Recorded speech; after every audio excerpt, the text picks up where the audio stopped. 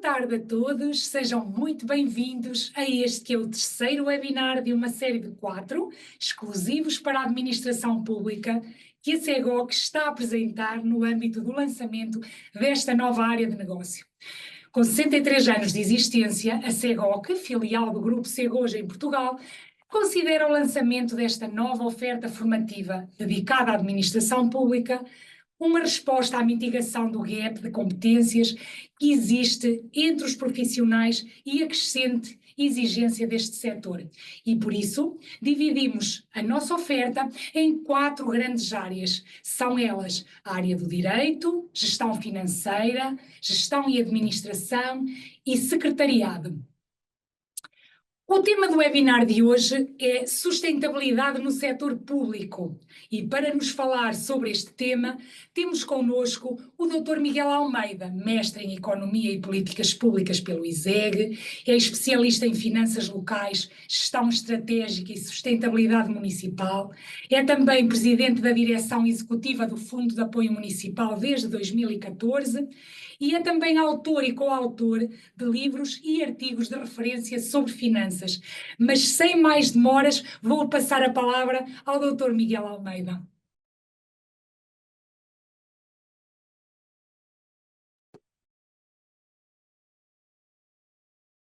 Todos, cumprimentar todos os presentes e começar também por agradecer à CEGOC por este convite para estar aqui hoje a partilhar um pouco convosco daquilo que é a minha experiência relativamente às questões da implementação da sustentabilidade no setor público. Começava então por vos falar um pouco sobre o enquadramento das questões da sustentabilidade em geral, não apenas no setor público. De facto, hoje todos nós ouvimos falar nos discursos políticos, sejam eles nacionais, locais ou até internacionais, sobre as questões da sustentabilidade. Mas do que é que falamos quando falamos de sustentabilidade? Esta questão começou a ser debatida em termos de políticas públicas em meados do século passado, tendo as Nações Unidas constituído uma comissão para debater, para analisar esta questão da sustentabilidade. E esta comissão, no final dos anos 80, produziu um relatório, o primeiro relatório sobre desenvolvimento sustentável e a forma como a sociedade e os vários países deveriam encarar a questão do desenvolvimento sustentável nas suas políticas públicas. Esta comissão, chefiada na altura pela ex-ministra da Noruega, a senhora Brundtland, e ficou essa comissão com o nome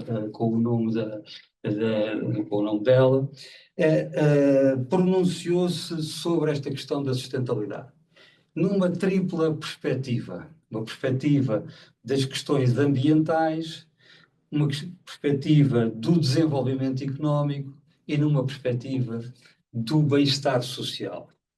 No entanto, no final do relatório, foi proferida aquilo que veio a ser utilizado como uma definição de desenvolvimento sustentável, que é aquela que estamos aqui a partilhar convosco. O desenvolvimento sustentável é o desenvolvimento que atende às necessidades do presente, sem comprometer a capacidade das futuras gerações para atender às suas próprias necessidades. Portanto, uma definição que vai muito no sentido da boa utilização dos recursos, não só pelas gerações atuais, mas no sentido de preservarmos esses mesmos recursos para as gerações futuras. E foi a partir desta definição que se gerou aquilo que é eventualmente o primeiro mito urbano que vamos falar aqui hoje, que é a questão de que a sustentabilidade ficou muito relacionada com as questões do ambiente, com as questões das alterações climáticas. É por isso que muitas das vezes, quando nas nossas organizações falamos de desenvolvimento sustentável, falamos de sustentabilidade, a primeira coisa que nos vem à cabeça é que isso é um problema dos colegas do ambiente, isso é um problema dos colegas que tratam das questões relacionadas com a poupança energética, com a pegada ecológica, com as questões relacionadas com a prevenção e o combate às alterações climáticas. Portanto, houve uma relação muito próxima que acabou por se enraizar na opinião pública de que, quando falávamos de sustentabilidade, falávamos de questões ambientais. No entanto, essa questão tem-se vindo a esbater, sendo que nunca foi essa a perspectiva inicial. A perspectiva foi sempre esta perspectiva que temos aqui, desde que este conceito básico de sustentabilidade se baseia em três pilares diferentes, aquilo que se chama o tripé da sustentabilidade. Falamos de questões ambientais, como preservar os recursos naturais, combater as alterações climáticas e todas as ações que podem ser feitas no sentido de preservar estes recursos.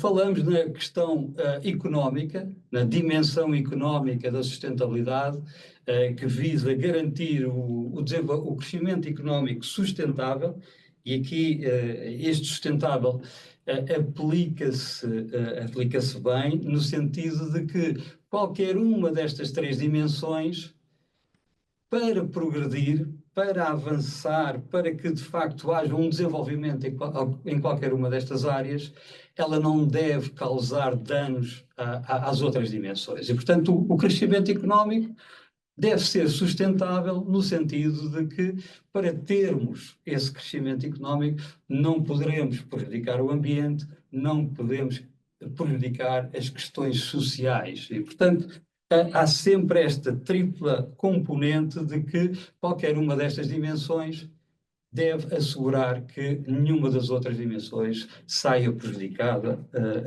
nos processos que são desenvolvidos.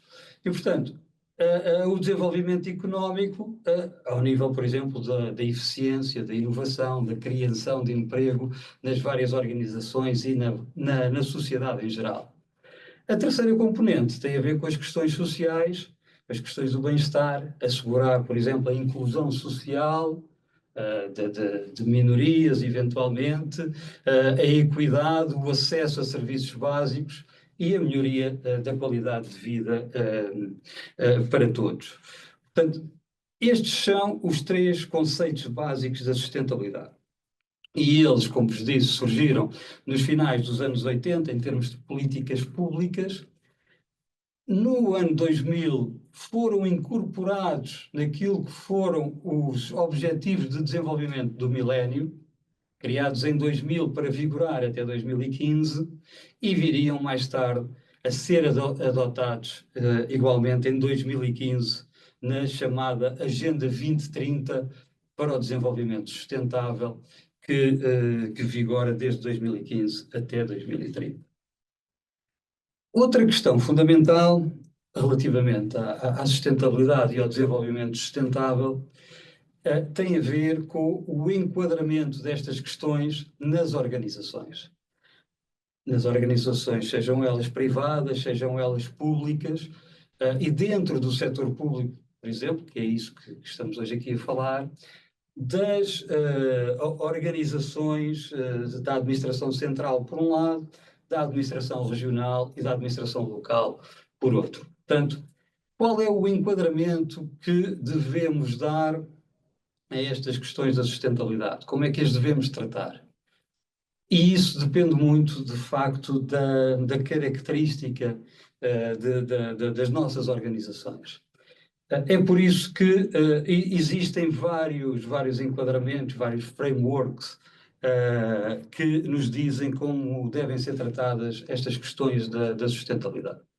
Por um lado, temos aqueles que são chamados princípios ESG, e aqui na sigla inglesa, que acaba por, tendo tradução, não ter sido adotada a sigla nacional, mas quando falamos de ESG, falamos de environment, portanto, as questões ambientais, poderia ser um A, mas a nomenclatura que está adotada é a questão internacional. Portanto, a ESG o E vem de Environment, Social and Governance. Portanto, as questões ambientais, sociais e de governance que tínhamos visto anteriormente.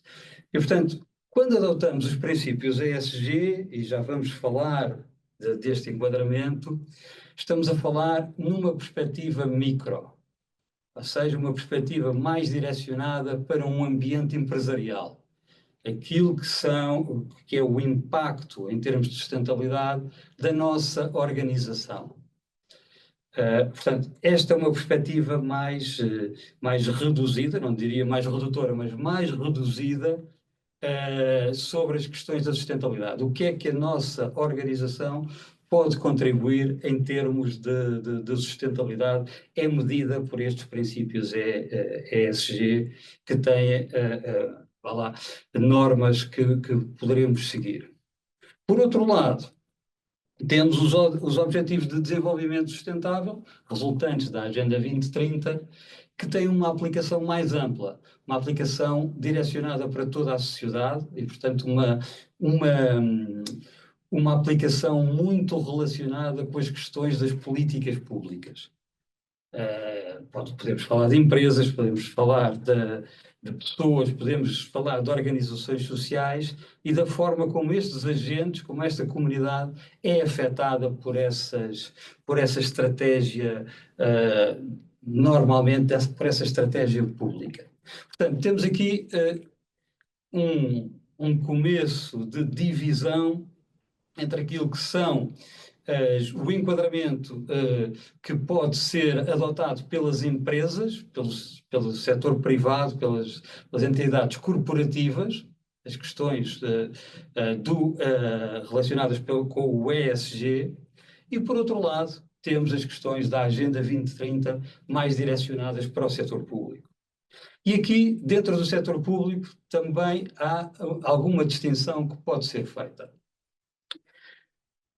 Temos, por um lado, as organizações da administração central, os ministérios e todas as organizações, os institutos, até as empresas públicas, que muitas vezes não desenvolvem, essas organizações não desenvolvem estratégias, competências que estejam relacionadas com a comunidade em geral. Muitas das vezes temos ministérios que desenvolvem a sua atividade e as suas competências para prestar serviços a outras entidades do próprio setor público. Portanto, quando olhamos para estas entidades da administração central, muitas vezes perguntamos qual é o enquadramento que estas entidades têm em termos de sustentabilidade. Deveríamos aplicar o framework da Agenda 2030 e dos ODS, ou deveríamos aplicar os princípios ESG? Portanto, se não temos uma perspectiva macro de políticas públicas, se não influenciamos aquilo que são as políticas nacionais relativamente às questões da sustentabilidade, dentro de cada uma daquelas áreas, a económica, a social e a ambiental, eventualmente podemos medir o impacto da nossa organização numa perspectiva micro, ou seja, dentro daquilo que são os princípios ESG. Eventualmente podemos medir esses princípios ESG, o impacto da organização, mas ter também algum impacto em termos de políticas públicas numa ou noutra área. Numa área social, numa área da educação, até numa área ambiental.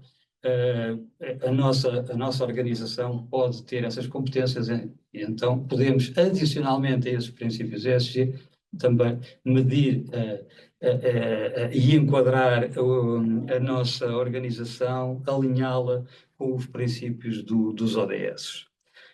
Quando falamos, por exemplo, da administração local, dado o leque mais abrangente de competências que cada município tem, falo de municípios, naturalmente também as freguesias, as competências dos municípios são mais alargadas, são mais abrangentes, mas também as freguesias têm um leque alargado de competências. Portanto, quando estamos a falar da administração local, estamos a falar de competências que vão desde a educação, à ação social, à habitação, planeamento urbanístico, obras públicas, por exemplo, para construção de estradas, desporto, juventude, mobilidade. Portanto, estamos a falar de um conjunto de competências muito alargadas, em que todas essas competências acabam por estar ligadas aos ODS. De uma ou de outra forma, às vezes, algumas competências estão alinhadas com 3, 4 ODS em simultâneo. Portanto, temos esta primeira diferença. O que aplicar quando falamos do alinhamento da estratégia da nossa organização com as questões do desenvolvimento sustentável. As empresas claramente estão alinhadas, ou devem estar alinhadas com os princípios ESG. No setor público, podemos estar alinhados com os princípios ESG ou com os ODS, dependendo da tipologia da nossa organização.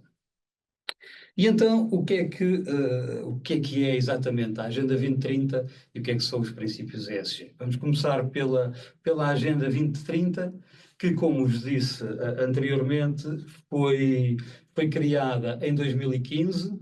Em setembro de 2015, numa reunião das Nações Unidas em Nova Iorque, 193 países acordaram estabelecer um novo plano de ação global. Esse plano de ação global tinha três dimensões prioritárias, três pilares fundamentais. A erradicação da pobreza, e aqui, ao contrário daquilo que se passou com os Objetivos de Desenvolvimento do Milénio, em que estávamos a falar na redução da pobreza, este objetivo é mais ambicioso. Tem a ver com a erradicação da pobreza até 2030. Portanto,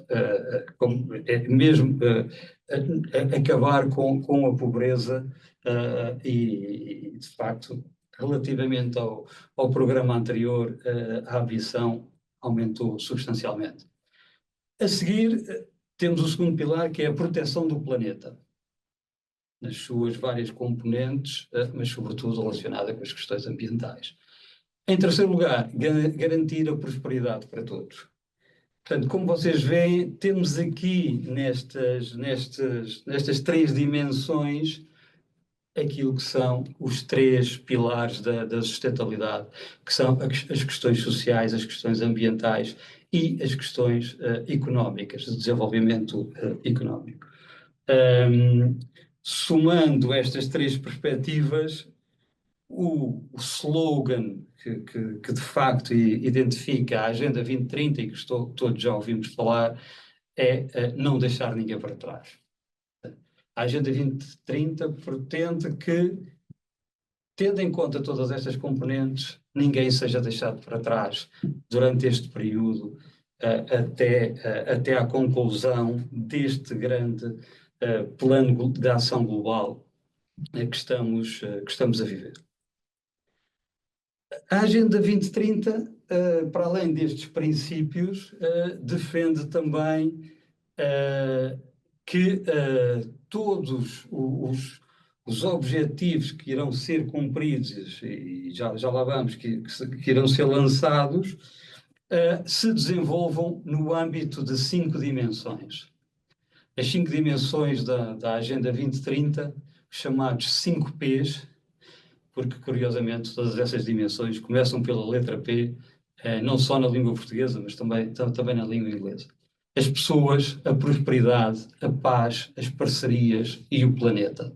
Portanto, em todas estas áreas devem-se desenvolver em simultâneo para que consigamos, de facto, atingir aqueles 3 pilares que vimos atrás do desenvolvimento sustentável. Portanto, a Agenda 2030 define estas 5 dimensões, define também, a partir daí, 17 Objetivos de Desenvolvimento Sustentável, objetivos estes que foram negociados em termos internacionais, em vários fóruns, com membros da sociedade civil de vários países, desde de governantes, empresários, académicos, pessoas da área social, pessoas da área económica. Portanto, foram desenvolvidos por um conjunto muito alargado de stakeholders que participaram nesta definição. A Agenda 2030 não se esgota, porém, nestes 17 Objetivos de Desenvolvimento Sustentável, embora às vezes pareça que olhamos para os projetos que desenvolvemos e relacionamos com um dos Objetivos de Desenvolvimento Sustentável. Só que esses ODS dão-nos a indicação da área que está a ser impactada por aquela estratégia ou por aquela política que estamos a desenvolver. Mas aquilo que de facto define a nossa intervenção e o impacto criado são as 169 metas e os 231 indicadores que estão associados a estes 17 Objetivos de Desenvolvimento Sustentável. Portanto, começamos a ter aqui um enquadramento, o tal enquadramento de que vos falava ao início, que a Agenda 2030 pode trazer para as nossas organizações. Começando pelos 17 Objetivos de Desenvolvimento Sustentável, acreditando que a maioria de vós já os conhece muito bem, mas não posso deixar de referir aqui de uma forma rápida quais são os 17 Objetivos. Portanto, temos um objetivo que tem a ver com a erradicação da pobreza, o primeiro. O segundo tem a ver com a erradicação da fome. O terceiro tem a ver com a saúde e com o bem-estar. O quarto, com a educação de qualidade. O quinto, com a igualdade de género. Portanto, olhando para estes cinco primeiros ODS, o que vemos aqui são 5 objetivos relacionados claramente com a componente social do desenvolvimento sustentável. Depois temos o objetivo relacionado com a água potável e com o saneamento, a energia limpa e acessível, trabalho decente e crescimento económico, indústria, inovação e infraestruturas, o 10, redução das desigualdades, o 11, aquele que está mais relacionado com as competências até da administração local e que acaba por ser o motor para todos os outros ODS dentro das estratégias da administração local, que são as cidades e comunidades sustentáveis. O 12, consumo e produção responsáveis. Portanto, sendo que pelo menos entre o 6 e o 11 estamos a falar sobretudo das questões económicas. E depois temos as questões relacionadas com o ambiente, o 12, o consumo e a produção responsáveis, a ação contra a mudança climática global, a vida na água, a vida na terra, estão relacionados sobretudo com a questão ambiental. O 16, o ODS 16, tem a ver com a paz, justiça e instituições eficazes, também muito alinhado às questões da governance, não é? E, portanto, ali naquela componente mais económica. E o 17 é o ODS que é transversal a todos os outros, no sentido de que as parcerias podem ser desenvolvidas em cada uma das áreas de atuação, seja na área social, seja na área da educação, seja na área da juventude, do desporto, por aí fora. As instituições acabam por já ter as suas redes de parcerias montadas e desenvolvidas. Portanto, temos 17 Objetivos de Desenvolvimento Sustentável e, a partir daí, foram criadas 169 metas. Ou seja, uma perspectiva puramente matemática, temos praticamente 10 metas por cada objetivo. E essas 169 metas, desenvolvem-se em 231 indicadores. Ou seja, isto acaba por ser o conjunto global de objetivos, de metas e indicadores aplicáveis de forma mais abrangente. No entanto, quando olhamos para o nosso país, sendo um país da União Europeia, sendo um país desenvolvido, acaba por apenas se aplicar ao nosso país um conjunto mais reduzido de metas e indicadores. Naquilo que foi já definido pela Comissão Europeia, os indicadores aplicáveis aos países desenvolvidos e aos países da Comissão da União Europeia são cerca de 100. Portanto, nem todos se aplicam a Portugal. Dentro desses 100, nem todos eles são medidos de forma contínua. Alguns são medidos, por exemplo, de 10 em 10 anos, e a última medição foi em 2014, 2015, portanto, até antes da entrada em vigor da Agenda 2030. Temos cerca de 94 indicadores que são medidos continuamente pelo INE. Portanto, dos 100, nem todos também estão a ser medidos. Por outro lado, quando falamos, por exemplo, da administração local, esse número reduz ainda mais um pouco, porque nem todos se aplicam ou têm a repercussão a nível territorial. E, portanto, tem uma componente nacional e não faz sentido serem aplicados pelos municípios. Portanto, estamos aqui a falar, quando falamos de ODS, temos de facto ter noção daquilo que são as metas que estão relacionadas com esses ODS, para podermos efetivamente dizer que estamos alinhados com aquele ODS, com aquela meta, e temos que saber se temos indicadores que nos permitam, no final, perceber se os projetos que estamos a desenvolver tiveram ou não impacto na melhoria daqueles indicadores. Fazer uma relação apenas com os ODS não nos traz grande informação e não é, de facto, um alinhamento em termos de políticas públicas. É uma relação que, por vezes, fica bem nas informações que estamos a prestar e dá até alguma cor à informação, mas não é, de facto, uma informação que seja a mais correta, a mais indicada. Temos, de facto, que relacionar esses projetos com as metas e com os indicadores e ir um bocadinho além daquilo que são os ODS.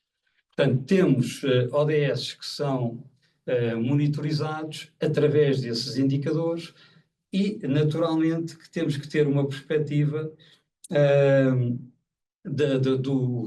do impacto dos projetos que desenvolvemos para a medição daqueles indicadores. Por exemplo, a energia que gastamos no edifício onde a nossa organização está a trabalhar tem impacto em algum indicador? Se olharmos para os indicadores globais, percebemos que não tem. Portanto, se calhar, eventualmente, podemos medir esse impacto, essa pegada ecológica na perspectiva ESG, da tal perspectiva micro. Se olharmos, de facto, para uma perspectiva global do impacto na sociedade, então teremos que procurar outros indicadores que eventualmente não estejam ou que não estão nestes ODS, ou ver aquela que é a meta e o indicador indicado para fazermos esta medição.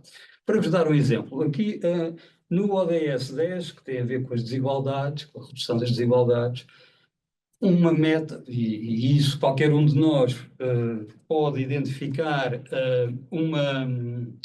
um projeto que esteja relacionado com a redução das desigualdades, mas depois é importante ir à meta. Aqui, este exemplo tem a meta 10.3, garantir a igualdade de oportunidades e reduzir as desigualdades de resultado, inclusive por meio da eliminação de leis, políticas, regulamentos e por aí fora.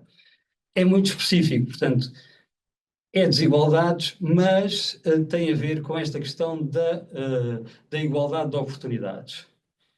Se calhar, aqueles projetos que tínhamos, que pensávamos que tinham a ver com as desigualdades, poderão não estar enquadrados aqui. Mas se estiverem, então como é que os vamos medir? Alguns indicadores que estão alinhados com esta meta. A taxa de desemprego, a taxa de ocupação, o índice de desigualdade de género, o índice de desenvolvimento humano. Portanto, este projeto pode ser medido por algum daqueles indicadores? projeto que estamos a desenvolver? Se sim, então, claramente, o nosso projeto está alinhado com o ODS 10, com a meta 10.3, e é medido pelo indicador 1, 2, 3 ou 4, daqueles que temos ali. Se não estiver, se não puder ser medido, então se calhar não está alinhado com aquele indicador, apesar de tudo fazer crer que assim seria, porque é um projeto relacionado com a igualdade de género. Portanto, este é o enquadramento que está, que nos traz a Agenda 2030. Importa também falar agora aqui rapidamente, e sempre tendo em atenção que estamos aqui num webinar que tem o seu tempo, não é? Eu diria que quase cada uma destas áreas daria para estarmos aqui 3 ou 4 horas a falar delas ou mais, portanto, mas tendo esta perspectiva de lançar também a discussão, não é? Para falarmos um pouco sobre estes temas. A segunda componente, ou a segunda vertente da sustentabilidade, tem a ver com os princípios ESG. A tal responsabilidade corporativa mais ligada à área empresarial. Recentemente foi publicada pela União Europeia a Diretiva de Reporte Corporativo Sustentável, ali na sigla em inglês, que impõe as questões da dupla materialidade. O que é a dupla materialidade? É a comunicação, o reporte por parte das organizações, não apenas na perspectiva financeira, mas também na perspectiva da sustentabilidade. Portanto, cada vez mais as organizações estão a ser obrigadas a fazer este reporte integrado em que a sustentabilidade, a estratégia na gestão dos riscos e na governação é reportada em simultâneo com as questões financeiras. Portanto, todos nós estamos habituados à prestação de contas das nossas organizações. Agora, juntamente com a prestação de contas, ou incluída nessa prestação de contas, passam a ser produzidos relatórios de sustentabilidade que fazem a relação do alinhamento da estratégia da empresa e daquilo que foi a execução dessa estratégia com as questões da sustentabilidade. Mas importa aqui salientar aquilo que é um outro mito urbano que muitas das vezes existe quando se fala destas questões, que é a questão do reporte. O reporte não é o fim, nem o princípio, nem o fim das questões da sustentabilidade. O reporte é apenas uma peça do puzzle. É obrigatório, e às vezes é por isso que nos dá é obrigatório para algumas entidades. Às vezes é isso que nos faz ter uma preocupação diferente relativamente a estas questões da sustentabilidade, mas o reporte é apenas uma peça desta engrenagem, não é? Portanto, para podermos reportar alguma coisa, temos em primeiro lugar que ter tido uma estratégia, temos que ter tido uma execução e uma implementação dessa estratégia e depois estaremos em condições de medir. O que muitas vezes vemos é que há se passa logo para este reporte, portanto, o relatório é que interessa e fazer alguma relação dos projetos desenvolvidos com a sustentabilidade. Quando fomos a ver, esses projetos acabaram por não ser desenvolvidos dentro de nenhuma estratégia, não têm nenhum fim, não têm uma aplicabilidade no sentido de atingir determinados indicadores, mas reporta-se porque estão relacionados à partida com as questões da sustentabilidade. Portanto, é importante termos esta percepção que tanto a Agenda 2030 como a Diretiva de Reporte Corporativo Sustentável nos indicam um caminho, nos dão um enquadramento para a estratégia de sustentabilidade da organização. E aquilo que é importante termos em conta nesta perspectiva é que não pode haver em nenhuma organização aquilo que muitas das vezes acontece, que é termos, imaginem, um autocarro que em vez de ter um único volante que nos indica a direção para onde queremos ir, tem 2 ou 3 ou 4 volantes. Um volante ligado às questões financeiras, por exemplo, um volante ligado às questões da sustentabilidade, um volante agora, que também está na moda, um volante para as questões da inteligência artificial. Não, devemos continuar a ter estas várias componentes da estratégia de uma organização, mas alinhadas numa só direção para que possamos seguir esse caminho e não seguirmos caminhos diferentes. É por isso que reportar apenas as questões da sustentabilidade não faz sentido se elas não estiverem integradas com a restante estratégia da nossa organização. A Diretiva de Reporte Corporativo Sustentável, a CSRD, define as obrigações de reporte para as entidades empresariais. A partir do ano fiscal de 2024, portanto, este relatório que já terá que ser entregue agora em 2025, não é? Teve que ser medido, já se aplica às empresas que tenham mais de 750 trabalhadores. As empresas que estejam abaixo desse número de trabalhadores, consoante a sua situação, se são ou não empresas já sujeitas à Diretiva de Divulgação de Informações Não Financeiras ou não, entrarão nos próximos anos, de acordo com aquele calendário que vocês veem ali. Portanto, temos aqui este conjunto de diretivas, este conjunto de obrigações que nos trazem esta necessidade de reportarmos em termos de sustentabilidade. Mas, volto a dizer, não basta reportar, até porque às vezes podemos estar a cair um bocadinho naquela perspectiva de que tudo é sustentável, tudo é verde, e a União Europeia, a Comissão Europeia, também lançou agora já alertas sobre as questões do greenwashing, que é nós reportarmos, não estando exatamente a ser sustentáveis, mas porque necessitamos de reportar sobre as questões da sustentabilidade, e fica bem dizermos que somos sustentáveis. Portanto, os princípios ESG, como também já identificámos, tem a ver exatamente com os mesmos pilares do desenvolvimento sustentável, as questões ambientais, as questões sociais e as questões de governance corporativa, aqui associadas à dimensão económica. E dentro dessa governance corporativa temos as questões da transparência, da ética, da integridade e da conformidade regulatória. Portanto, como podemos perceber, estão muito ligadas ao compliance das organizações, à forma como as organizações também cumprem com as regras que estão estabelecidas e com os regulamentos que estão definidos. Temos, por exemplo, aqui alguns indicadores de ESG que são definidos através de KPIs dentro das várias áreas que nós queiramos medir.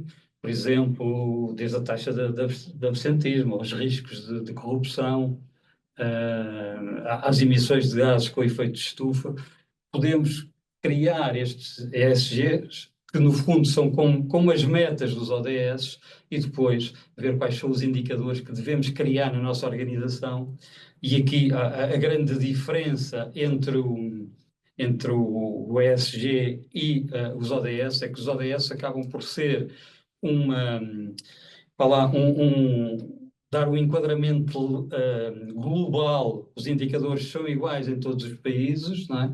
Sendo certo que, até em termos locais, os podemos adaptar à nossa realidade.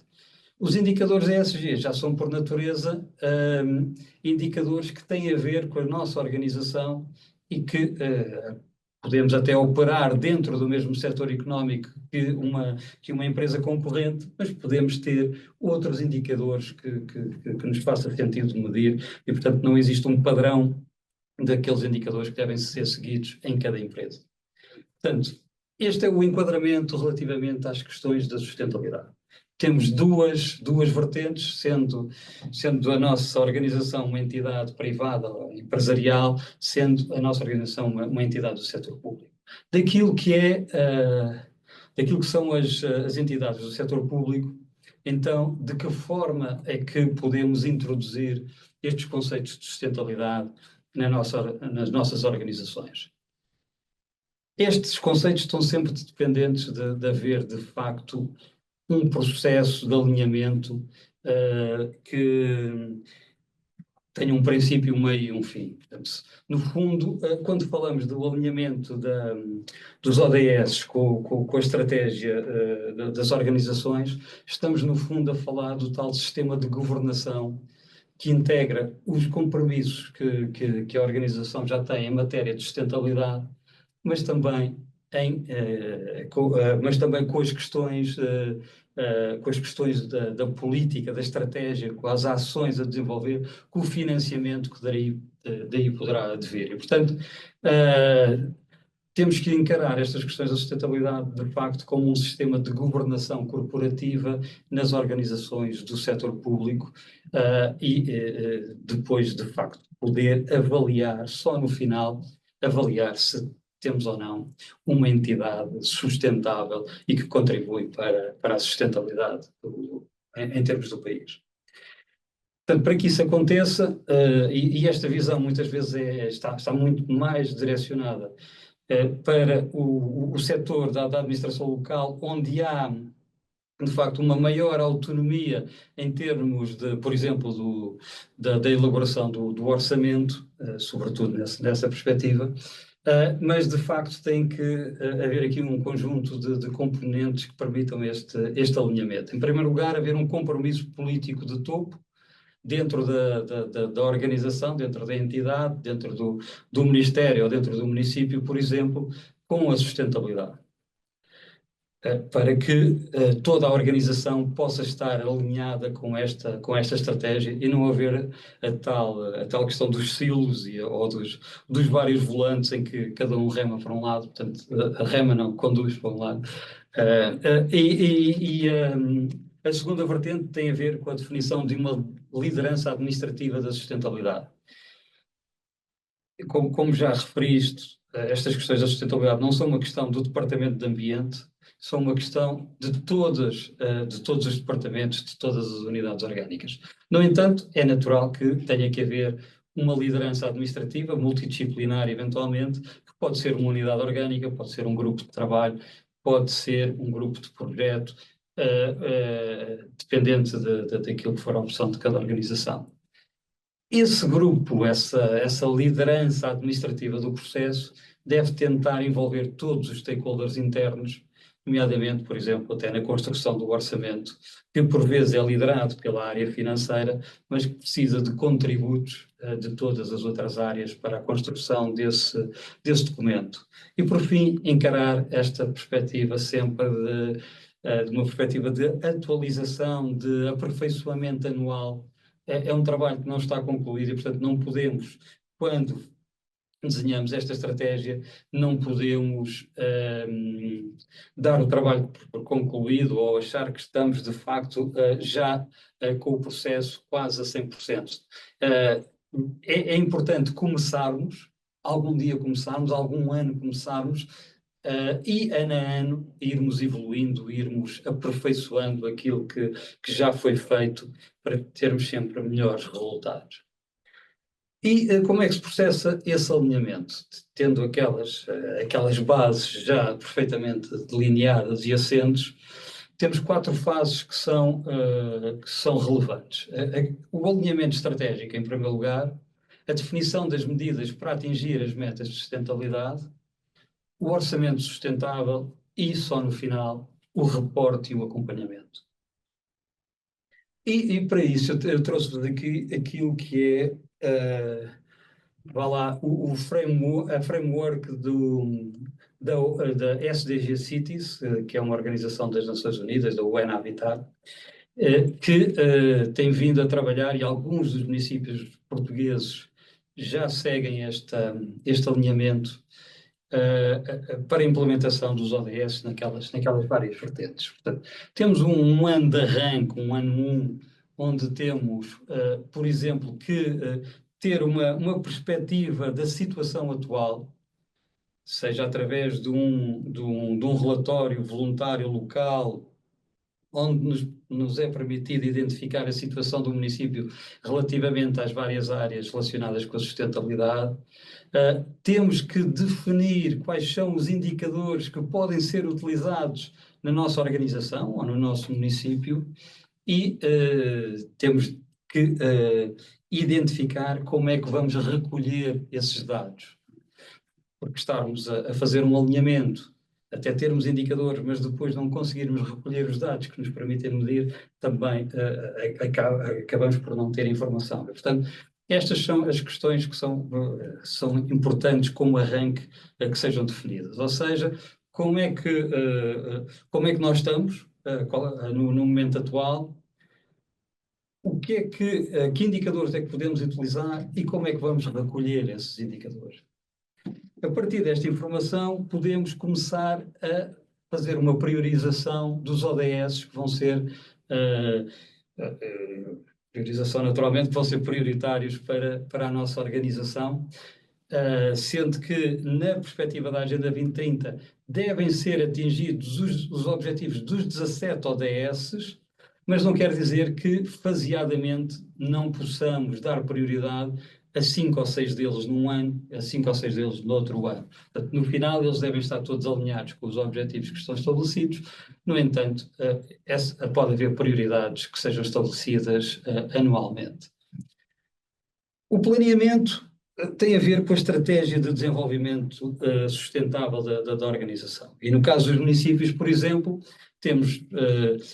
temos vários documentos de planeamento que vão desde o PDM, o Plano Diretor Municipal, à Carta Educativa, à Carta Desportiva, ao plano Diretor para a Juventude, à Estratégia de Habitação Local. Portanto, temos praticamente um documento estratégico em cada uma das áreas de competência. E a ideia não é alterar esta estratégia, a ideia é trazer para dentro desta estratégia a ligação aos ODS. Portanto, temos uma determinada estratégia, por exemplo, na área da educação, queremos atingir um determinado nível de qualidade, então o município tem que construir escolas e essa estratégia não vai terminar por estar ligada aos ODS.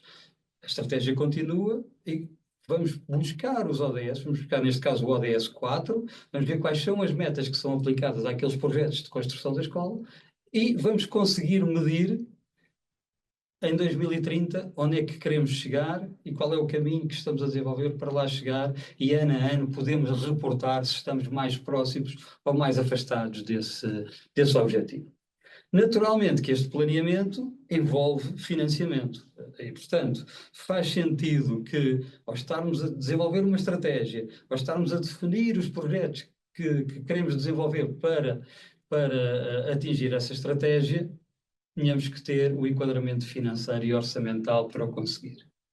Há municípios também que, para além desta questão financeira, de enquadramento dos projetos no seu orçamento, estão a definir um pipeline de projetos para o concelho, para o território, e que envolve não só os projetos desenvolvidos pelo município em si, pela Câmara Municipal, digamos assim, como também os projetos desenvolvidos pelo setor privado ou até pelo setor público, mas dentro do concelho, e, portanto, ter um leque alargado de projetos, sendo que estes que sejam desenvolvidos fora da esfera da autarquia não entram no orçamento municipal, como é óbvio.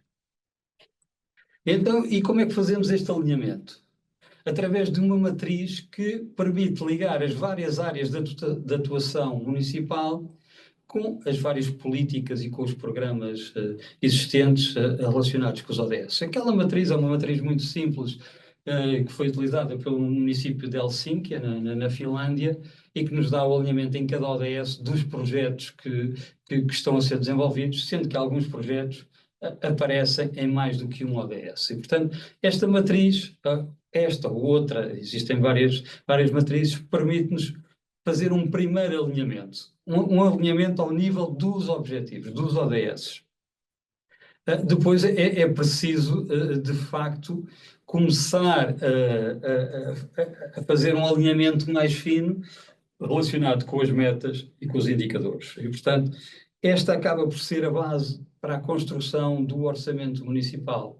Ou seja, começamos a enquadrar os vários projetos que existem para construir o orçamento dentro daquela matriz, estamos a relacioná-los com um ODS e depois vamos ver, dentro desse ODS, quais são as metas que são implicadas com aquele projeto. E, portanto, a partir daquilo que já são os orçamentos municipais e as grandes opções do plano, sobretudo o plano plurianual de investimentos em cada município, começamos a conseguir construir o orçamento, porque temos esta ligação do nosso projeto por exemplo, à meta e ao indicador que são mais relevantes. Dou este exemplo que é, por exemplo, o fornecimento de refeições escolares gratuitas nas escolas. Este projeto está alinhado, em primeiro lugar, com o ODS 4 e a ter a respectiva meta, mas também está alinhado, por exemplo, com o ODS 1, que tem a ver com a redução da pobreza, com o ODS 2, que tem a ver com a redução da fome. Portanto, um mesmo projeto pode estar relacionado com vários ODS diferentes e com várias metas diferentes, ou até dentro do mesmo ODS pode ter mais do que uma meta. Portanto, é essa definição, esse enquadramento que tem que ser feito quando estamos a construir o orçamento. E para implementar os ODS, de facto é importante incluir as 3 dimensões da sustentabilidade, sempre, em todas as perspectivas, e não remeter apenas para uma área de funcionamento da nossa organização, mas todas acabam por estar envolvidas. Devemos tornar os ODS um elemento integrante dos processos, tanto políticos como administrativos.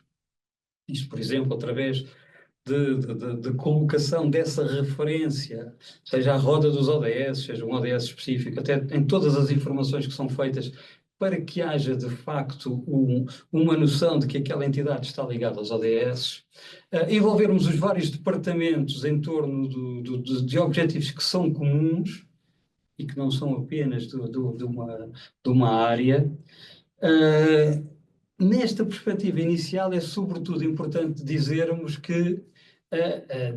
e passarmos a mensagem de que os ODS não implicam uma sobrecarga de trabalho extra, nem a criação de novas estratégias, nem de novos planos. É seguirmos a estratégia que temos e desenvolvermos as tarefas que temos, no entanto, dar um enquadramento, dar um sentido, dar um objetivo, até numérico, àquilo que são o desempenho das nossas funções.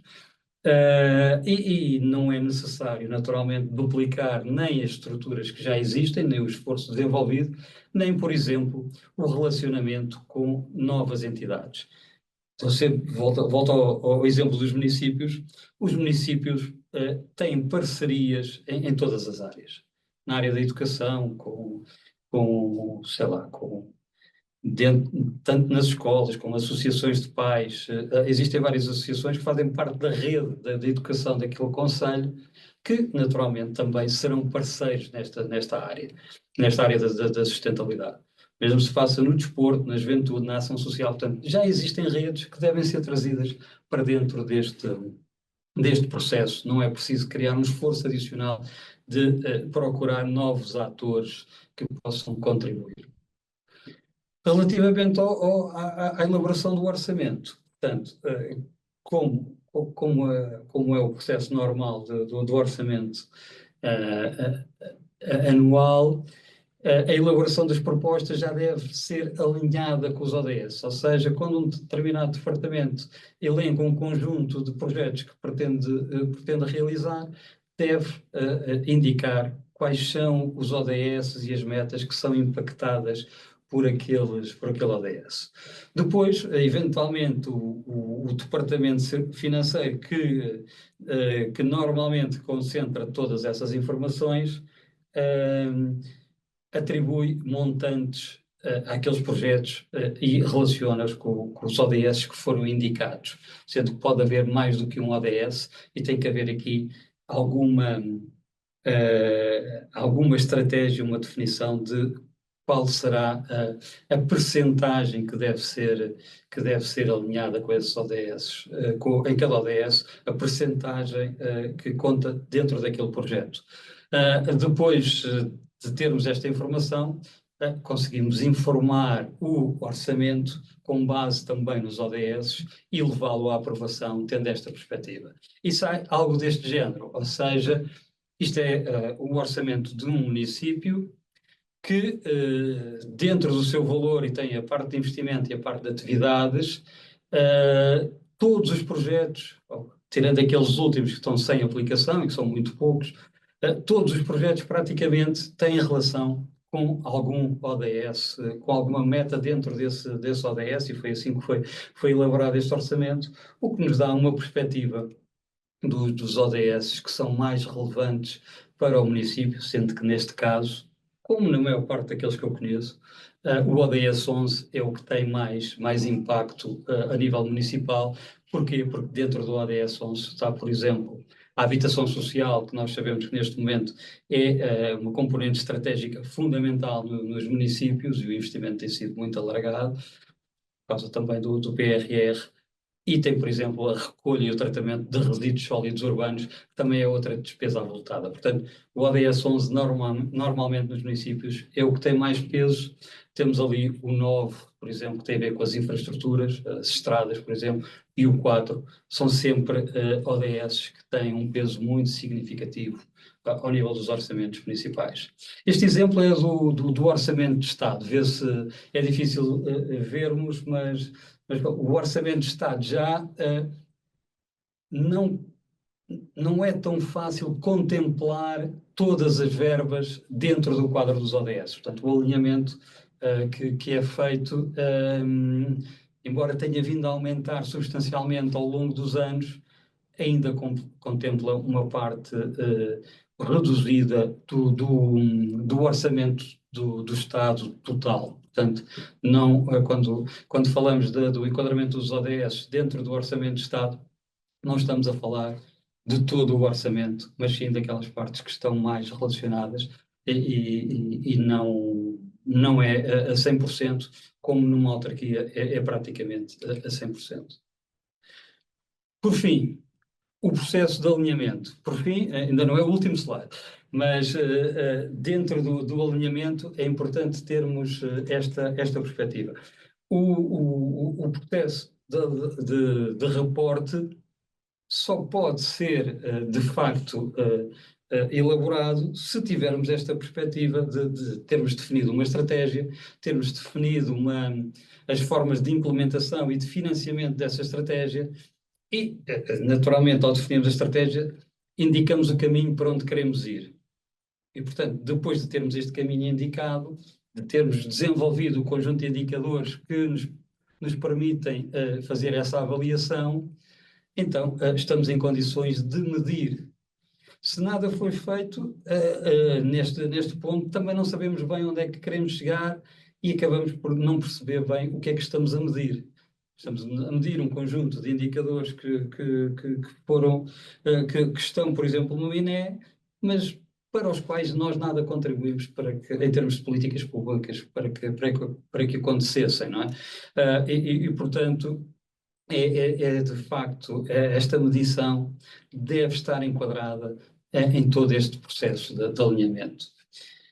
Transversal a estas fases que já falámos, há uma componente fundamental da estratégia de implementação dos ODS nas organizações, que é a capacidade de desenvolvimento institucional e que é feita transversalmente em todos os anos, não apenas no início, não no meio, não no fim, em todos os anos, que tem a ver com a realização de formações e workshops e depois de preparação, por exemplo, em termos de projetos de financiamento, de networking e de monitorização. Portanto, esta informação, esta capacitação das organizações é importante e é transversal a todas as vertentes do processo de alinhamento. E isso pode ser feito em 4 vertentes: a vertente da formação e da informação aos colaboradores da organização, nas suas várias vertentes, incorporar os ODS nos canais de comunicação, tanto externos como internos, iniciar-se um processo de diálogo alargado com as entidades e a comunidade que está à nossa volta e estabelecer parcerias para desenvolver estes procedimentos.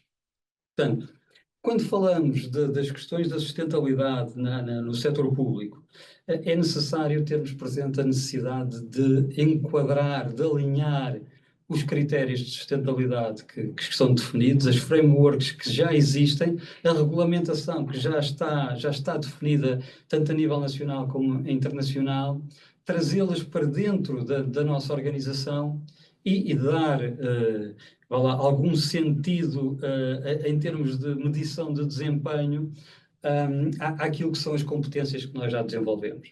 Portanto, se existem já indicadores objetivos que estão estabelecidos, por que não aproveitá-los, trazê-los para dentro do nosso negócio, entre aspas, e ter algum sentido que sustente tanto a estratégia como o orçamento e o plano de atividades, por exemplo, e, no final, termos um reporte que nos permita medir se essa estratégia foi ou não concretizada. Portanto, aproveitar esse enquadramento que já existe, essa regulamentação que já existe e fazer esse alinhamento com aquilo que são os procedimentos que nós já temos. Sempre nesta perspectiva de que se esse alinhamento não for feito, podemos estar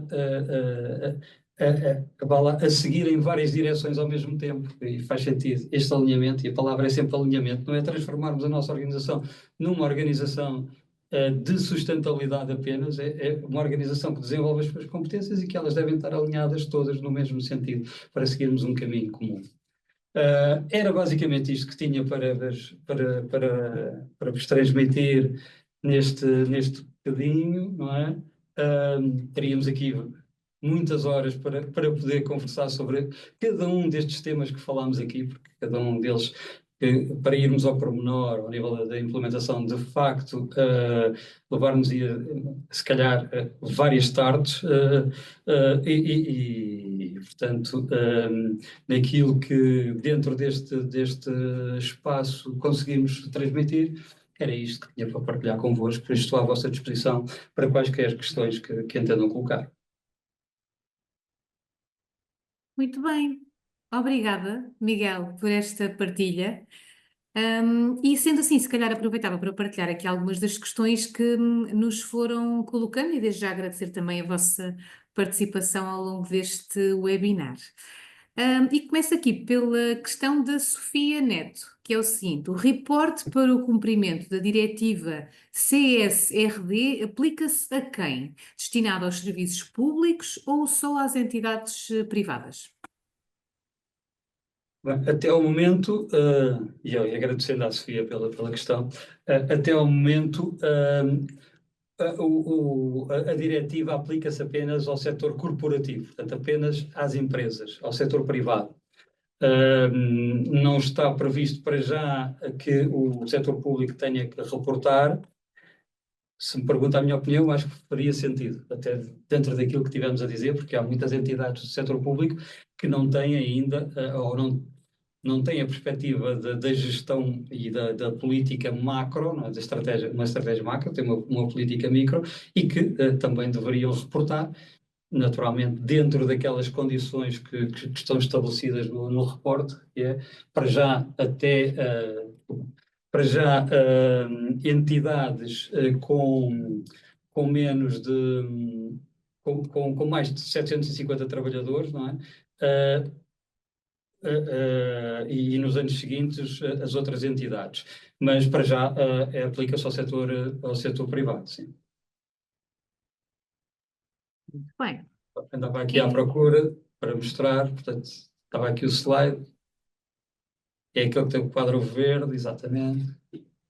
Portanto, até agora, neste primeiro ano, as entidades com mais de 750 trabalhadores, a partir do próximo ano, com menos de 750 trabalhadores, e depois aquelas que não estejam abrangidas pelas informações financeiras, e, portanto, por aí fora, até 2028. Eu peço desculpa que a última coluna diz ano fiscal 28, 24, mas é 28.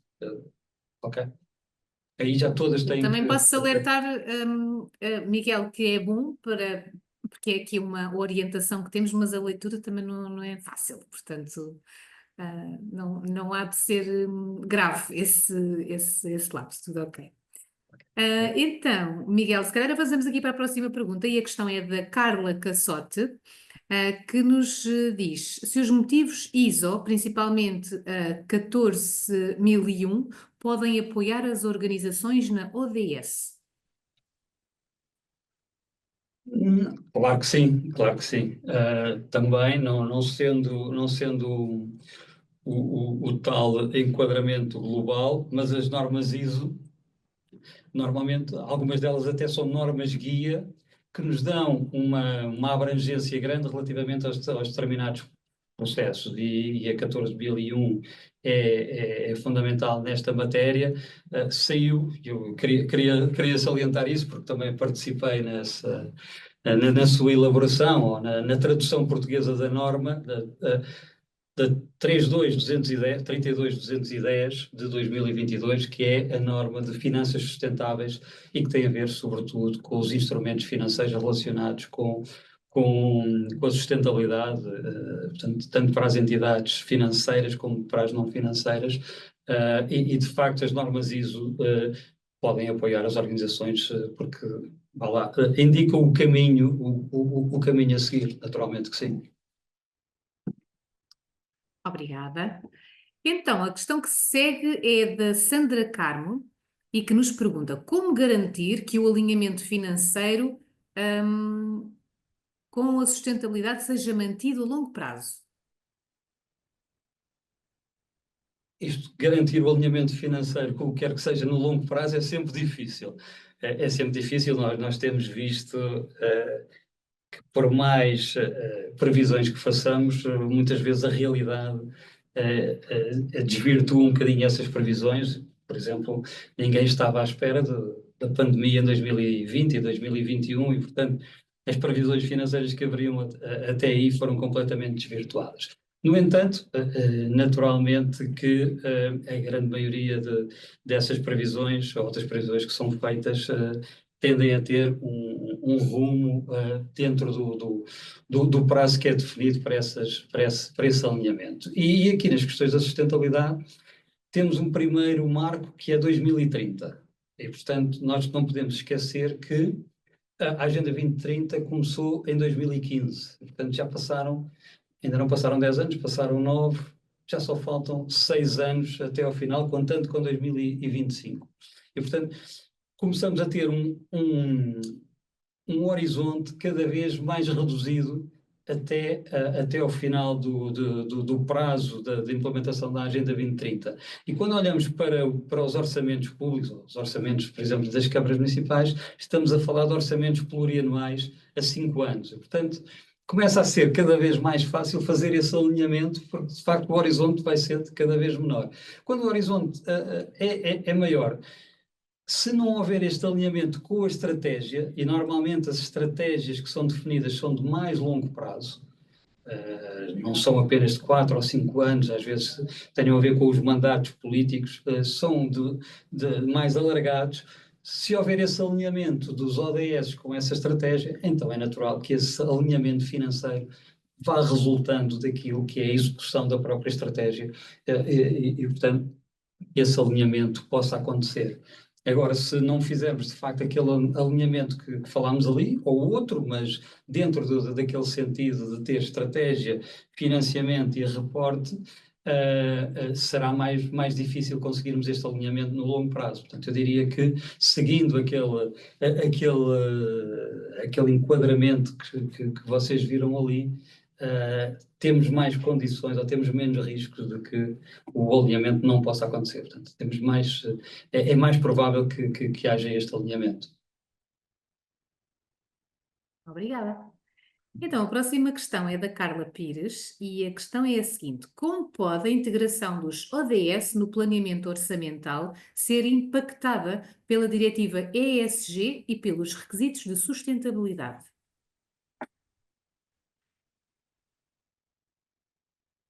Portanto, temos aqui aquilo que é quase o ponto inicial, não é? Que eu falei da questão, e portanto, dirigindo à Carla, que depende da nossa organização. Ou seja, se nós formos uma organização do setor privado, claramente devemos adotar os critérios ESG. Se formos uma entidade do setor público, podemos utilizar os ESG ou os ODS.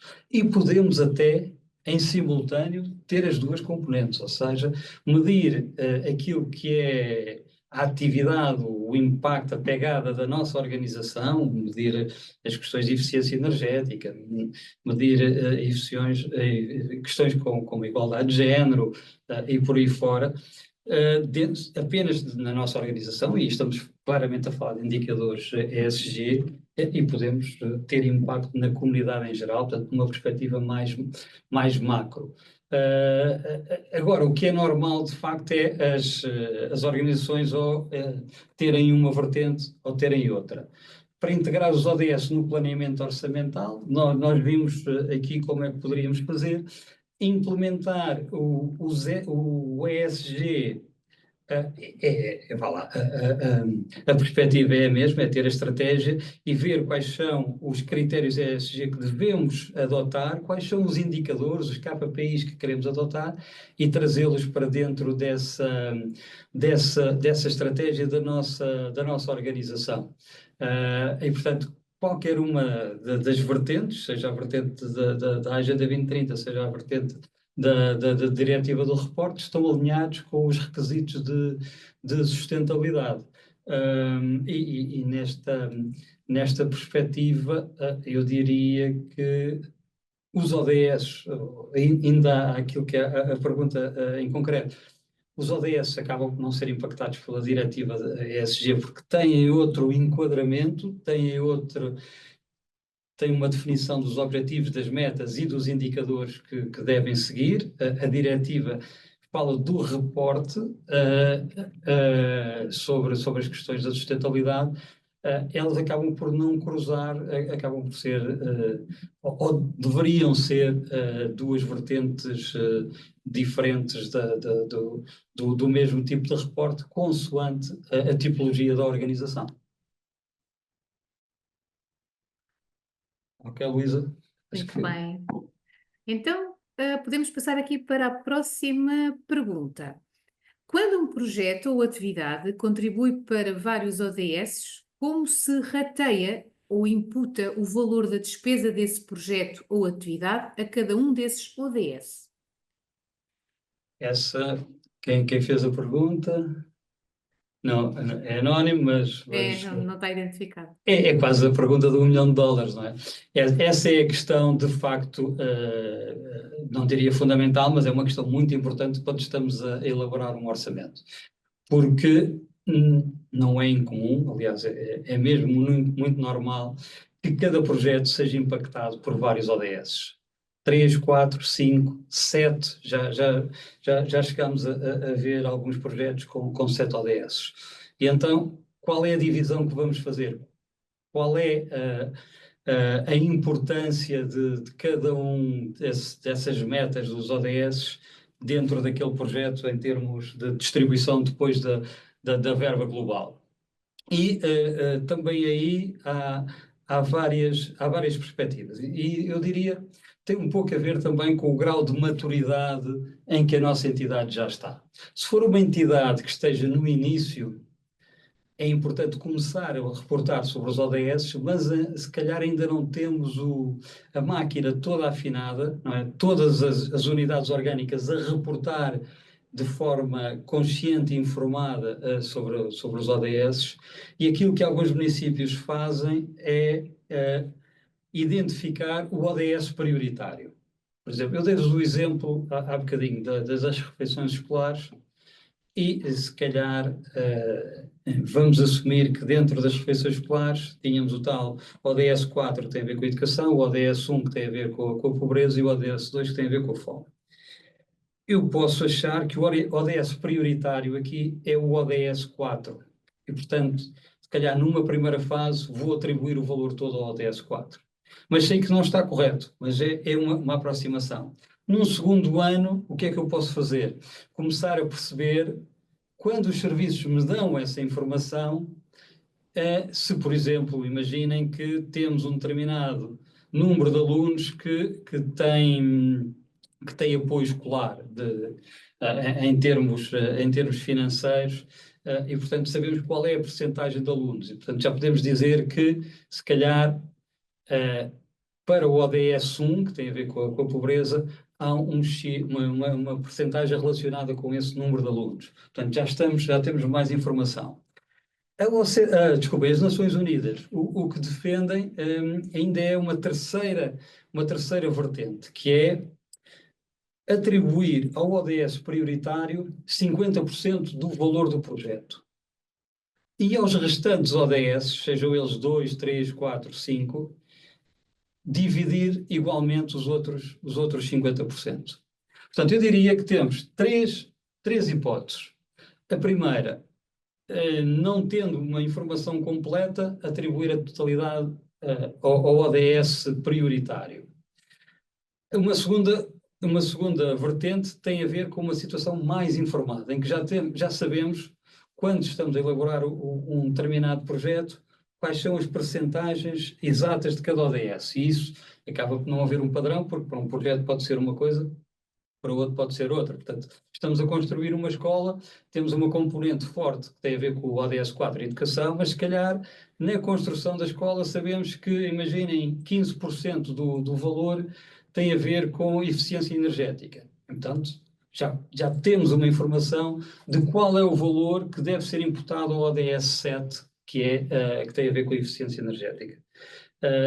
Se não temos esta informação direta, informada portanto, reportada pelos serviços que, de facto, estão a gerir essa área de competência, então o que podemos fazer é utilizar esta fórmula das Nações Unidas que nos diz que o ODS prioritário representa 50%, todos os outros que possam vir daí, independentemente do seu número, representa os outros 50%, sendo que é dividido pelo número de ODS que sejam implicados, sejam eles 2, 3, 5 ou 7.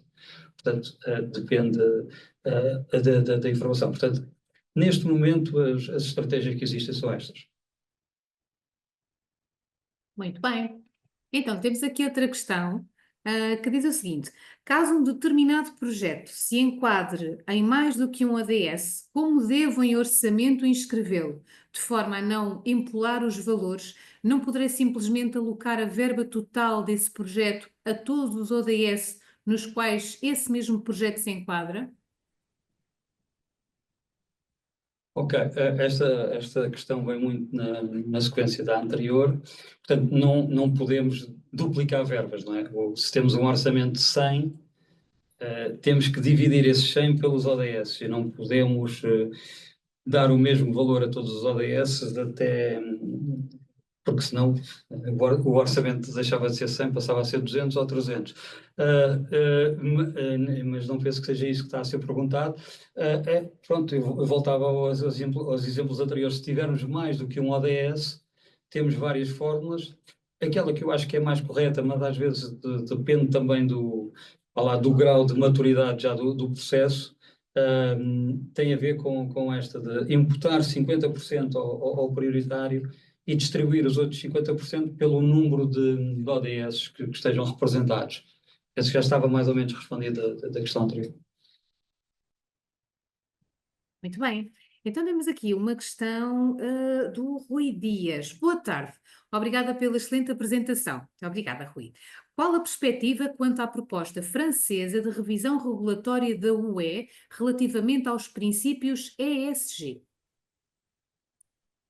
Bem, essa questão do Rui é importante, porque estamos numa fase em que eu trouxe-vos aqui a proposta regulatória da União Europeia, mas existem diversas frameworks diferentes para a aplicação destas questões da sustentabilidade relacionadas com o SDG. A primeira que existiu foi a do GRI, do Global Report International, que a maior parte das empresas seguiram durante anos. Portanto, não era propriamente uma framework oficial, era uma sugestão de uma entidade que se debruçou sobre este tema e que serviu durante muitos anos de guia para a maior parte das entidades do setor privado. Nos últimos anos, várias organizações têm vindo a sugerir e a publicar nova regulamentação. E a União Europeia também tem vindo a fazê-lo, mas tem vindo a fazê-lo, eu diria eu, de forma um bocadinho desgarrada, não é? Temos a taxonomia europeia, temos várias diretrizes, cada uma delas demasiado extensas e demasiado complexas, que às vezes é quase...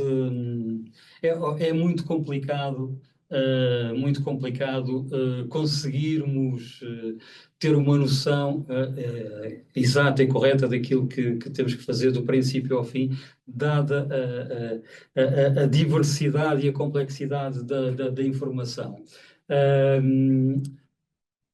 Portanto, estamos mais uma vez com propostas adicionais àquilo que é esta diretiva, ou seja, a diretiva tem que assentar, temos que simplificar a diretiva e o sentido da proposta francesa vai um bocadinho até no sentido de voltarmos atrás, de retrocedermos em alguns aspectos relacionados, sobretudo, com as questões ambientais e com obrigações de reporte. E, portanto, quem trabalha nesta área às vezes tem aqui, sente-se um bocadinho desprotegido, no sentido de que temos um determinado caminho, estamos a consolidar esse caminho e, de repente, esse caminho inverte ou surgem informações não complementares, mas que são quase caminhos distintos, publicados pelas mesmas organizações e neste momento acho que há, de facto, um bocadinho uma grande complexidade regulatória que tem que ser estabilizada, tem que ser descomplexificada para podermos utilizá-la nas nossas organizações. E relativamente à proposta francesa, acho que um bocadinho isso adiciona mais informação, diferente, mas que nos faz voltar um bocadinho atrás relativamente àquilo que já foram os passos que foram dados, mas vamos aguardar. Obrigado. Muito bem. Então, temos aqui uma questão da Sofia Barradas, que diz: existe alguma metodologia ou guia prático que auxilie para fazer a ligação entre o orçamento e os ODS? Não existe, em termos oficiais. No fundo, os orçamentos têm as suas regras, não é? Estamos a falar sempre aqui de um processo alternativo, para além do orçamento que obrigatoriamente temos que publicar, temos um processo alternativo.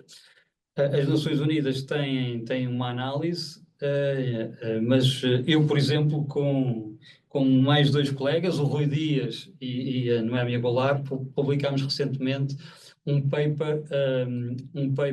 policy paper sobre o alinhamento dos orçamentos municipais com os ODS. E eu diria, pronto, não sendo naturalmente um guia oficial para ser aplicado, pode-vos servir de orientação no sentido em que nós fizemos uma análise de tudo aquilo, do estado da arte e da literatura existente sobre o tema e vos pode dar algumas informações que vocês possam vir a seguir. Portanto, mas em termos oficiais não há nada, o próprio Orçamento de Estado publica este quadro que eu vos mostrei ali, faz uma prospecção aos organismos que estão incluídos no Orçamento de Estado, mas não definiu propriamente um enquadramento para esta informação. Muito bem. Então, temos aqui mais uma questão da Elsa Ramos, que é a seguinte: de que forma a implementação dos ODS poderá contribuir para a mitigação da problemática habitacional? Serão as políticas alinhadas com o ODS 11, Cidades e Comunidades Sustentáveis? É 11, possível 11. medir... É Desculpa, 11? Luísa. Com o ODS 11. Com o ODS 11, não é Ok. com... Pronto. Desculpa. Cidades e comunidades sustentáveis, as, é possível medir abordando estratégias como reabilitação urbana, eficiência energética, acesso à habitação acessível e inclusão social? Já existe informação de boas práticas e de relatórios ODS? É muito extensa, mas o Miguel tem a pergunta desse lado. Ok, obrigado, Luísa. E obrigado à Elsa também pela pergunta. Sim, o ODS, as questões da habitação estão relacionadas com o ODS, o ODS 11, Cidades e Comunidades Sustentáveis. E é possível medir, dentro daquilo que são as metas que estão estabelecidas no ODS 11 relativamente a esta questão da habitação social, que eu acho que é uma meta, e os indicadores que permitem medir.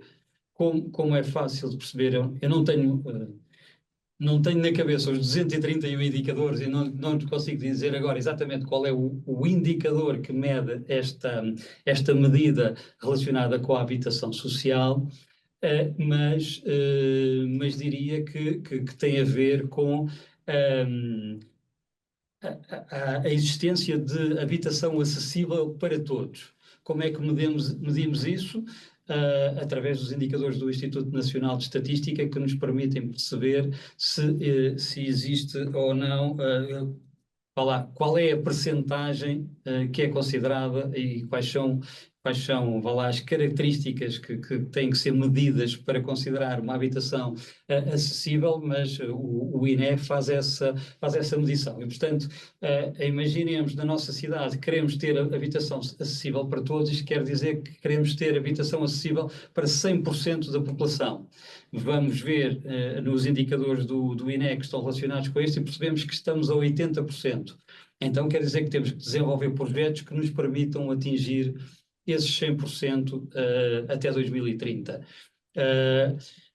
E, portanto, está aqui a ligação entre o ODS 11 e os indicadores para a concretização daquele projeto.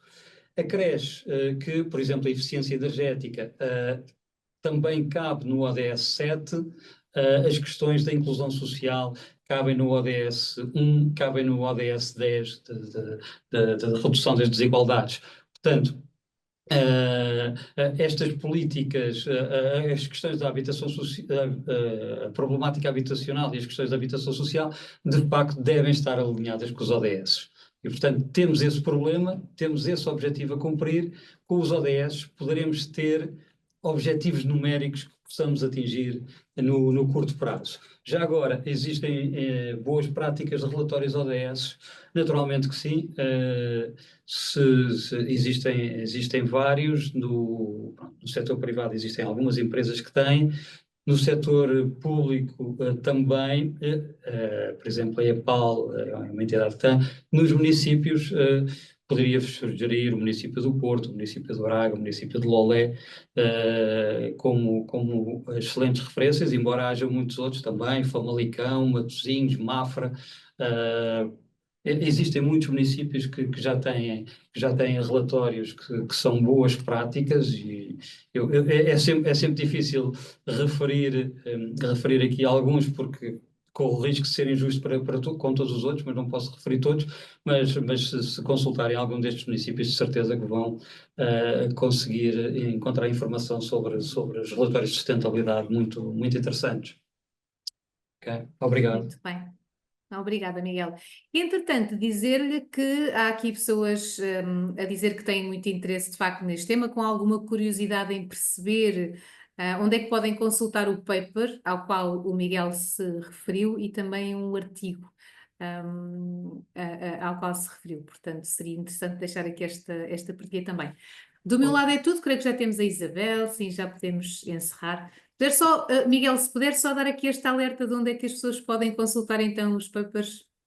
Ok, muito bem. O paper, e é um artigo, mas é um artigo académico, está no site do IPP do ISEG, o Instituto de Políticas Públicas do ISEG. Se vocês entrarem, puserem no Google IPP ISEG, depois nas publicações está lá o paper, é o paper 34, e podem aceder, está na versão portuguesa e na versão inglesa. Ok. Obrigado, Isabel. Chegamos ao fim. Obrigada, Miguel, pela sua presença. Obrigada a todos que assistiram a este webinar. Resta-me convidar-vos para terminarem connosco a semana de webinars que propusemos para a administração pública, que termina no dia de amanhã. Convido-vos a todos a estarem também presentes e a acederem também à nossa página da CEGOC, onde poderão encontrar várias ações de formação direcionadas para esta temática. Muito obrigada a todos mais uma vez. Obrigado.